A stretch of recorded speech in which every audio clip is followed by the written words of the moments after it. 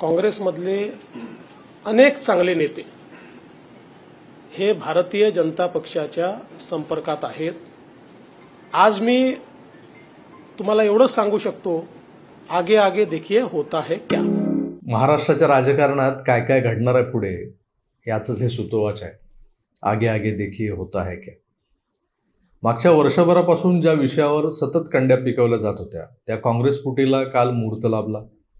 ज्या अशोक चव्हाणांच्या भाजप प्रवेशाचे अनेक मुहूर्त काढून झाले होते, तो प्रवेश जरी अद्याप झालेला नसला तरी त्यांनी काँग्रेसला सोडचिठ्ठी देण्याचा मुहूर्त मात्र कालचाच काढला। महिनाभरापूर्वी मिलिंद देवरा आणि परवा बाबा सिद्दीकी यांच्यासारख्या हे जे जुने लोक जे आहेत ना, काँग्रेसी जुने, ते पक्ष सोडून बाहेर पडले। मला वाटतं तेव्हाच काँग्रेसमधून बाहेर पडताना काही लोकांच्या उरावर जे एक प्रकारचं दडपण असतं ते दडपण दूर सारत जनतेला सामोरं जाण्याची तयारी अशोकरावांनी केली असावी। आता हे दडपण काय असतं हेही समजून घ्यायला हवं। काँग्रेसने या देशावर, या राज्यावर 60 वर्ष राज्य केलं। एक हाती सत्ता। या सत्ता काळात ज्या ज्या लोकांना पिढ्या दर पिढ्या सत्ता उपभोगता आली, जसे की महाराष्ट्राचे मुख्यमंत्री शंकरराव चव्हाण, त्यांच्यानंतर अशोकराव चव्हाण, एकदा नाही तर दोनदा, दोघेही पिता पुत्र 2-2 वेळा महाराष्ट्राचे मुख्यमंत्री बनले।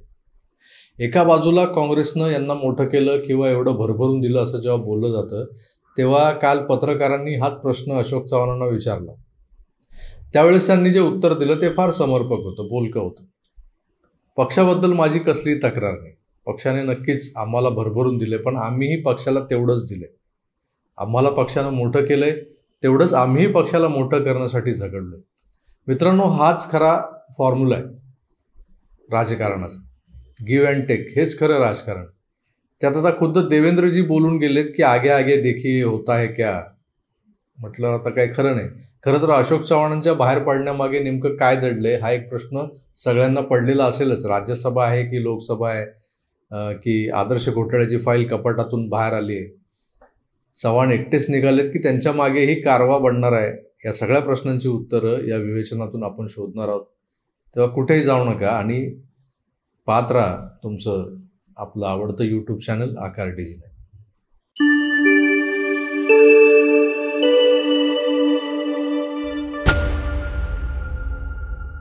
नमस्कार मित्र। एकनाथ शिंदे फुटले, त्यांनी आपल्यासोबत 40 आमदारांना घेत भाजपसोबत पुन्हा युतीचा संसार मांडला। पण नुसत्या सत्तेच्या राजकारणासाठी शिवसेना फुटली असंही नाही, तर शिंदेंनी पक्षावरच दावा केला, आमचा गट म्हणजे शिवसेना।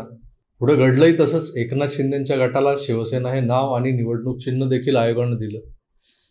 नंतर अजितदादा फुटले, त्यांनीही तेच केलं, मी म्हणजेच राष्ट्रवादी काँग्रेस। आणि अगदी 4 दिवस आधी दादांना पक्षाचं नाव, चिन्ह आणि झेंडा मिळाला अधिकृतरित्या। काँग्रेसमधून फुटून निघालेल्या अशोकरावांना तसं करता येणार आहे का? कारण काल अनेकांनी फोन करून मला हेच विचारलं की अशोक चव्हाण एकटे जात आहेत की सोबत 23 आमदार असणार आहेत। आता 23 हा आकडा रँडम आहे बरं, पण 23 नसले तरी 11 आमदार असे आहेत की ज्यांची नावं काल संध्याकाळी मेनस्ट्रीम मीडियावाले सतत घेत होते। हे ते आमदार आहेत जे 3 जुलै 2022ला विधानसभा अध्यक्षांच्या निवडणुकीच्या वेळेस गैरहजर राहिले होते। आपण ती दृश्य पाहिली असालच। 11 वाजता हाऊसचे गेट बंद होण्याच्या काही सेकंद शिल्लक असताना काँग्रेसचे अनेक आमदार धावत पळत विधानभवनात शिरत होते। बरं, या मंडळींना उशीर झाला, मुंबईचं ट्रॅफिक आहे, काही होऊ शकतं।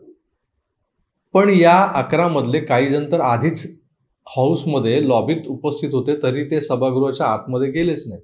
का गेले नाहीत याचं उत्तर त्यावेळेस कोणी शोधलं नसेल, पण काल सगळ्यांना त्या घटनेचा आजच्या अशोक चव्हाणांच्या राजीनाम्याशी संबंध जोडायचा होता। हे तेच 11 आमदार आहेत जे अशोकराव चव्हाण यांच्यासोबत बाहेर पडणार आहेत आणि 2 दिवसांनी भाजपमध्ये जाहीर प्रवेश करणार आहेत। कारण 2 दिवसांनी केंद्रीय गृहमंत्री अमित शहा हे महाराष्ट्राच्या दौऱ्यावर येणार आहेत। त्यांच्या उपस्थितीत हा पक्ष प्रवेश होणार आहे असं म्हटलं जात आहे। पण यात खरंच सत्य आहे का? खरंच हे 11 आमदार फुटणार आहेत का? महाराष्ट्रात खरंच अशी परिस्थिती आहे का की मोदी लाटेत हे सारे आमदार वाहून जाणार आहेत? ज्यांना लोकसभेत जायचंय त्यांनाही आणि ज्यांना विधानसभेत जायचंय त्यांनाही मोदी शरण जाण्याशिवाय पर्याय उरलेला नाही। खरंच असं घडतंय का? खरंच अशी परिस्थिती आहे? मग मीडियावाले किंवा मीडियातले आशिष जाधव सारखे संपादक का ही कोल्हेकुई पसरवत असतात? काल आशिष जाधवनी तर त्या 11 आमदारांची नावं स्क्रीनवर दाखवत त्यांच्या पक्षनिष्ठेबद्दल शंका उपस्थित केलेली आहे. आता दुसरी शक्यता, भारतीय जनता पक्षाला आगामी राज्यसभा निवडणुकीत आपली अतिरिक्त जागा निवडून आणायची आहे. तर या निवडणुका बिनविरोध होऊ द्यायच्या नाहीत, म्हणून काँग्रेसच्या संख्याबळात घुसखोरी करून त्यांचे एक आता हा 22-23 उमेदवारांचा जो आकडा, आमदारांचा आकडा जो सांगितला जातोय, त्यांनी राजीनामा दिला तर एक उमेदवार जिंकून येण्यासाठी जे संख्याबळ लागतं तो आकडा कमी होणार आहे. म्हणजे आता 42 आहे, हे 22-23 जे काय जाणार आहेत ते गेल्यानंतर तो आकडा अजून कमी होणार आहे. म्हणजे 42 मतं पहिल्या पसंतीची त्या उमेदवाराला पडणं गरजेचं राहणार नाही. याचा अर्थ भाजपचा जो अतिरिक्त उमेदवार आहे, जो भाजपला उमेदवार निवडून आणायचा आहे, त्याची व्यवस्था भाजप करणार आहे. ज्या पद्धतीनं अशोकराव चव्हाण यांनी आधी आपल्या आमदारकीचा राजीनामा दिला आणि मग पक्ष सदस्यत्वाचा, त्यानुसार त्यांच्यावर पक्ष कुठलीच कायदेशीर कारवाई करू शकत नाही. मग इतरांचं काय? अशोक चव्हाणांसोबत येणाऱ्या इतर आमदारांनाही आपल्या आमदारकीचा राजीनामा द्यावा लागणार आहे, किंवा दिला तर ते भाजपच्या काय कामाचे नाही का, असाही प्रश्न पडतो. आणि आता होणारही असंच आहे, हे लक्षात घ्या. आता कोणालाही ते 10th शेड्यूल, घंटातज्ञ, पुन्हा सुनावण्या, अपात्रता या भानगडीत पडायला वेळही नाही आणि स्वारस्यही नाही. आणि हे सगळं घडवून आणणाऱ्या अदृश्य शक्तीलाही आता राज्यसभेच्या एका अतिरिक्त जागेमध्ये स्वारस्य नाही. त्यांचं लक्ष लोकसभा. अशोक चव्हाण आले, नांदेडची लोकसभेची एक जागा सिक्युअर झाली. भाजपा आणि देवेंद्रजी आपल्या 45+ जागांच्या टार्गेटच्याही पुढे आता काय मिळतंय याची चाचपणी करतायत, हे लक्षात घ्या. मागच्या वेळेस बाळू धानोरकरांनी जिंकलेली एकमेव जागा नंदुरबार लोकसभा, तिथंही अदृश्य शक्तींनी हातपाय फैलावलेले आहेत. बाळू धानोरकरांच्या पत्नीला इथून उमेदवारी देण्याचा विचार जवळपास नक्की झालेला आहे. आता या सिनॅरिओकडे एका वेगळ्या चष्म्यातून पाहूयात. जसं उद्धवजी पाहतात, कोकणात ना दशावतारी खेळ येतात दिवाळीच्या आसपास. त्यातले कित्येक कलाकार हे एकापेक्षा जास्त भूमिका करत असतात. कमी तिथं आम्ही म्हणत पुरुषाचे कपडे काढून, तोंडावर पावडर फासून, क्षणार्धात बाप्याची बाई बनून एखादं पात्र रंगमंचावर येतं. लोकांच्या लक्षात येत नाही की हा मगाशी विदुर होता, आता कुंती बनलाय. म्हणजे चटकन रंग बदलण्यात, भूमिका बदलण्यात हे वाकबकार असतात. महाविकास आघाडीत असताना उद्धवजी रंग बदलतात असं मला म्हणायचं नाही आहे. फक्त एक तुम्हाला उदाहरण दिलं, पात्र कशी बदलत जातात. आणि कमी तिथे आम्ही म्हणून दशावतारात असं होत असतं. इथे कमी काहीच नाही आहे, पण इथे सर्वत्र आम्ही आहोत. मी महाविकास आघाडीतली स्टोरी सांगत होतो. जेव्हा महाविकास आघाडी आपली 2.5 वर्ष धुमाकूळ घालत होती, तेव्हा हेच उद्धवजी अशोक चव्हाणांचं तोंड फाटेस्तोवर कौतुक करायचे. तेव्हा त्यांना अशोक चव्हाणांच्या आदर्श घोटाळ्याची आठवण झाली नव्हती की हे घोटाळेबाज आहेत, यांची फाईल कधीही कपाटातून टेबलावर येऊ शकते. पण काल जशी बातमी आली की अशोक चव्हाण गेले, हो अगदी असेच रिॲक्ट होत उद्धवजींनी हा पंच मारला होता काल त्यांच्या सभेत.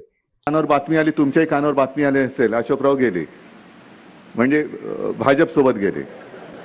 अरे नीट सांगावं लागतं, नाही तर तुमचा पटकन गैरसमज व्हायचा. अशोक चव्हाण गेले, कुठल्या थराला जातील नाही काय सांगता येत नाही.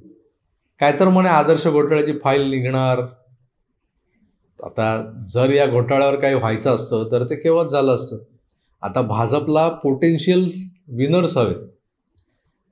त्यांच्या शोधातच ऑपरेशन लोटसचे नवनवे प्रयोग सर्वत्र होताना दिसतात. अशोक चव्हाणांसारख्या गांधी समर्थक घराण्याच्या पुढच्या पिढीतल्या या नेत्याला काँग्रेस बाहेर काढत देवेंद्रजींनी महाराष्ट्र गांधीमुक्त करायला घेतलाय, काँग्रेसमुक्त नाही. यातला गांधी हा इंदिरा, राजीव, सोनिया, राहुल यांच्या आडनावातला गांधी, हे लक्षात घ्या. अशोकरावांचे वडील शंकरराव, या शंकररावांनी राजीव गांधींचा शब्द झेलण्यात आपली कारकीर्द घालवली. मी अजून काहीतरी शब्द वापरणार होतो, काहीतरी उचलण्यात कारकीर्द घालवली, पण ते शोभलं नसतं. ज्या अशोकरावांनी 2014ला मोदी लाट असताना स्वतःचा मतदारसंघ अबाधित तर राखलाच, सोबत शेजारच्या हिंगोली लोकसभेची जबाबदारी घेत तिथून राजीव सातव यांना निवडून आणलं. 2019ला ते लोकसभेला पराभूत झाले, पण भोकरमधून आमदार झाले. अशा जबरदस्त करिश्मा आणि क्षमता असणाऱ्या नेत्याला, जो महाराष्ट्राचा मुख्यमंत्री होता, काँग्रेस पक्षश्रेष्ठींनी मात्र अपमानास्पद वागणूकच दिली.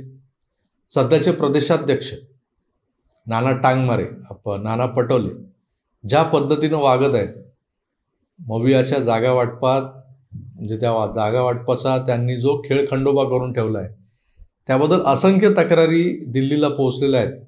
तसं असूनही त्यावर आपला यात्रेकरू राहुल गांधी कुठलाच निर्णय घेत नाही. हे पाहून ज्या पक्षाला आता कुठलंच भवितव्य उरलेलं नाही अशा बंद पडलेल्या इंजिनामागं आपणही पडून राहण्यापेक्षा जिथं प्रगतीचं डबल इंजिन दिसतंय तिकडं चव्हाणांसारखे नेते वळले तर त्यात आश्चर्य ते काय. आता तुम्ही म्हणाल तुम्ही लागलात भ्रष्टाचाऱ्यांची बाजू उचलायला म्हणजे तळी उचलायला.